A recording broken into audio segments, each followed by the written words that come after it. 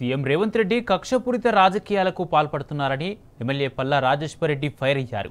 శాసనసభ్యుడు కౌశిక్ రెడ్డిని అరెస్టు చేయడమే దారుణమంటే మహిళా నేతలని చూడకుండా రాత్రి వరకు పోలీస్ స్టేషన్లో ఉంచారని మండిపడ్డారు. బీఆర్ఎస్ నేతలతో రాష్ట్రంలోని పీఎస్లు నిండిపోయాయని, పోలీసులు చట్ట వ్యతిరేకంగా అందరినీ అదుపులోకి తీసుకోవడం సరికాదన్నారు.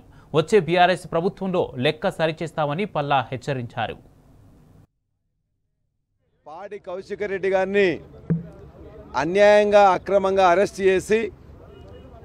చేస్తున్న తీరు సరిగ్గా లేదని చెప్పేసి మా ఎమ్మెల్యేలు, మా మాజీ మంత్రులు అందరూ వారిని కలవడానికి పోతే మా అందరినీ కూడా అరెస్ట్ చేసి ఇలా పొద్దుట నుండి సాయంత్రం దాకా అనేక పోలీస్ స్టేషన్ల చుట్టూ తిప్పుతూ ఉన్నారు.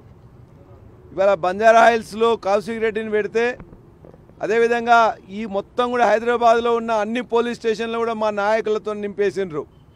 చివరికి లేడీ నాయకులు ఎవరైతే మహిళా నాయకులు ఉంటే ఆ మహిళా నాయకులను కూడా చూడకుండా మోకిల్లా స్టేషన్లో 9:30 వరకు పెట్టినరు.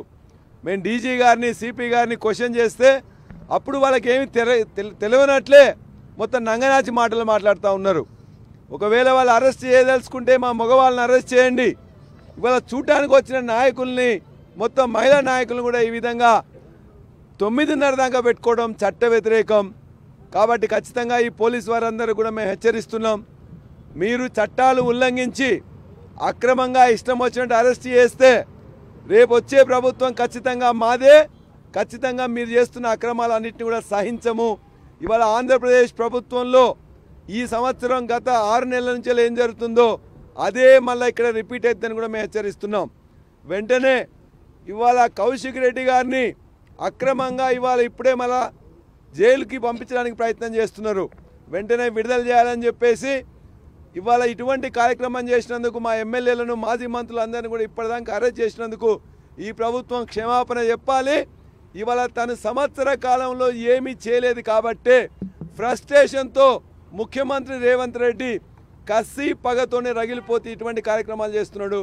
కాబట్టి హెచ్చరిస్తున్నాం, ఈ ప్రభుత్వం పద్ధతి సరిగ్గా లేదు. ఎమ్మెల్యేలను, మంత్రులను అందరినీ కూడా ఇష్టం వచ్చినట్టు అరెస్ట్ చేయడం, మహిళా నాయకులను అరెస్ట్ చేయడం, కౌశిక్ రెడ్డిని అరెస్ట్ చేయడం ఖండిస్తూ ఇవాళ ఇటువంటి పద్ధతులు మార్చుకోవాలని చెప్పేసి హెచ్చరిస్తున్నాం.